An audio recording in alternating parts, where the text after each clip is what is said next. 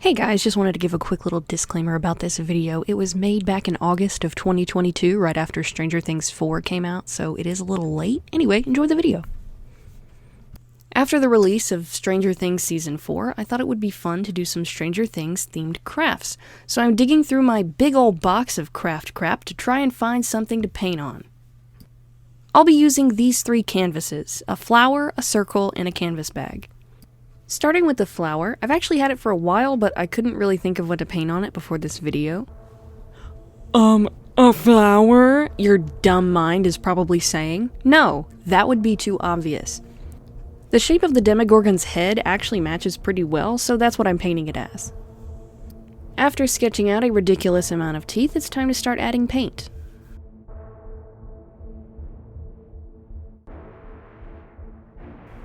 I use a black Posca marker to sketch out the mouth, and then a white Posca marker to start drawing the teeth for the second time. After I had finished with the teeth, I decided that I didn't really like how the mouth was looking, so I fixed it off camera and made it a lot bigger and a lot more cartoony.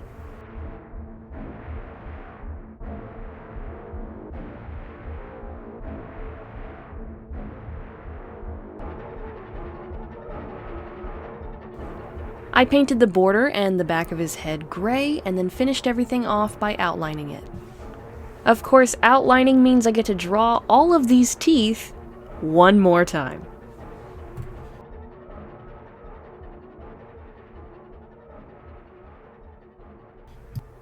Once the outlining is done, the Demogorgon looks pretty good, but there is still one thing missing. Originally, this little flower shape had a rope as a handle. I feel like the Demogorgon should have a handle too, so I'm using my middle school knowledge of how to make a friendship bracelet to give him just that. You can find tutorials to make a friendship bracelet like this one, but the rundown is basically getting an odd number of yarn strings, cutting the same number of slots into a cardboard circle, plus one extra slot so you can braid the strand over each other until your little rope is done.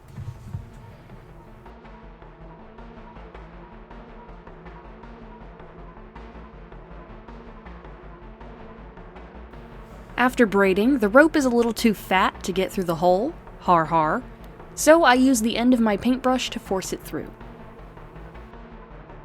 Once it's tied and trimmed, the Demogorgon is done. Isn't he cute? Next up is the circle. I didn't film myself sketching my ideas, unfortunately, but basically it's a portrait of Season 111 with an Eggo waffle as the background, as well as an Eggo waffle on the backside. Stranger Things was extremely popular when it came out, but I never watched it when it was in its golden era, I guess you could call it. I actually started watching it in October of 2021 when I started playing Dead by Daylight. I kept going up against the Demogorgon and getting paired with Stranger Things characters in my lobby, and it piqued my interest, so I started watching it.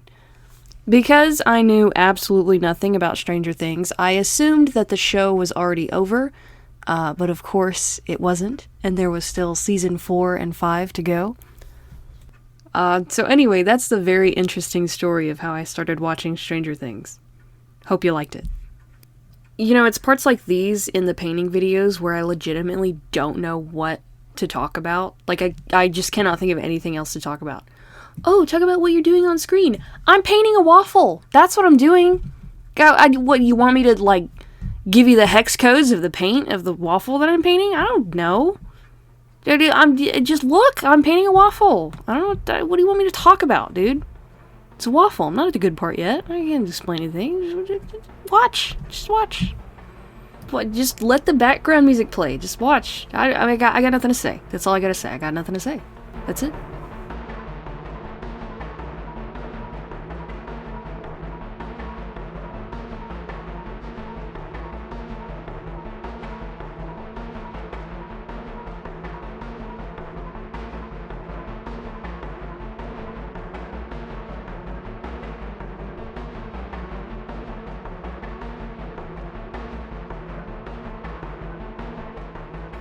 I chose to do a cartoon portrait of Eleven because it was easy. I don't really like to do realism. I don't think it's very fun to draw. No offense to people who do like it, but I just don't think it's very fun to draw.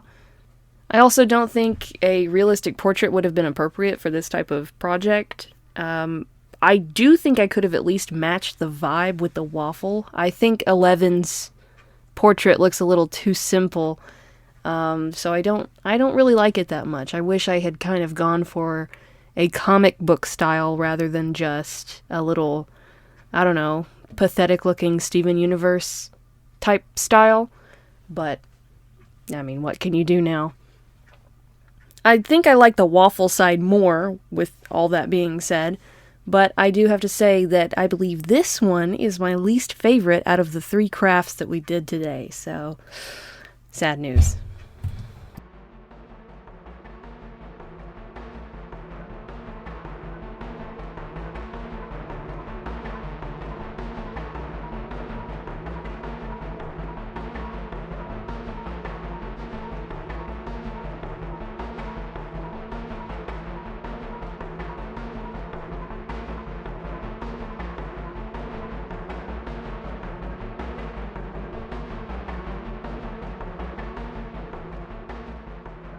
Oh hey, all of the painting is done, so I'm finishing it up by using some Prismacolor color pencils and adding some texture to the shady bits of the waffle, and then adding some highlights to the lines of the waffle. I do the same thing to 11's side. Our final and most fun project of the video is the canvas bag. I'm making this one completely Scoops Ahoy themed, starting with sketching the logo on one side. If you watched any of my flower pot videos, you may already know that I love painting logos, as weird as that may sound. It's one of my artistic guilty pleasures that I can just brand whatever I want. When I draw logos, I do a quick little measurement of the area that I want the logo to fit in, and then I start in the middle in order to get the proportions and everything as accurate as possible. I probably would have benefited from ironing the bag before I drew anything on it, because it does have that huge fold in the middle, and I'm having a really hard time holding it down while I work. In case any of you were like, why is her other hand all up in her drawing hand's grill? For any logo, I'd say drawing the S, C, B, D, and the P are probably the hardest letters to draw. You could probably throw in a Q in that list as well, but I haven't ever had to draw a Q yet, so I really wouldn't know.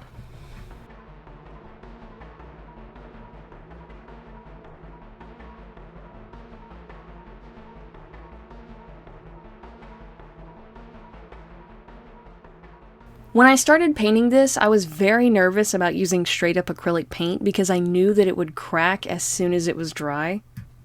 I didn't have any fabric paint, nor did I want to go spend the money to get enough fabric paint, so instead I thought I could just quote-unquote dye the fabric by watering down the navy blue paint a lot. Like, a lot. And you can see that the watered down paint spreads around, as water does, and would make it very difficult to get into those tight spaces. After I had sufficiently wasted enough time, I realized that I would just have to go back over the whole thing with paint. It's very satisfying seeing the letters get a bright coat of white, especially that one part of the S in that corner. Nice! For the opposite side, I'm going to make it look like Robin's uniform.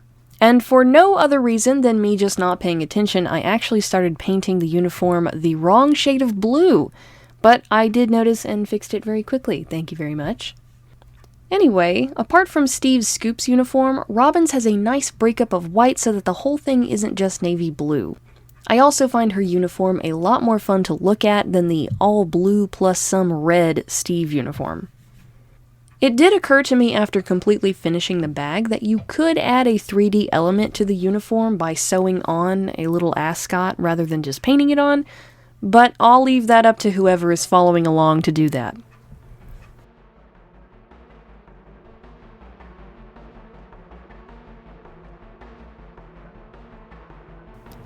I do one last pass to make sure every nook, cranny, and bag gussie is completely covered before calling this thing done.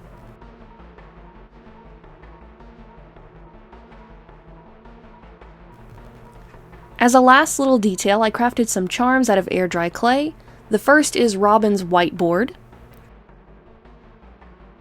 The second is Robin's name tag that just pins to the bag. And the last one is the ice cream pin that she wears opposite her name tag. Here is the finished version with everything attached.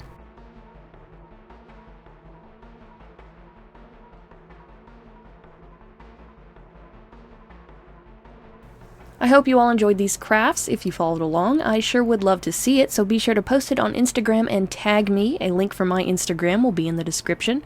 Follow me on Instagram while you're at it. Also, don't forget to like the video, comment on the video, and subscribe if you want some more. Thank you all for watching, and I will see you next time.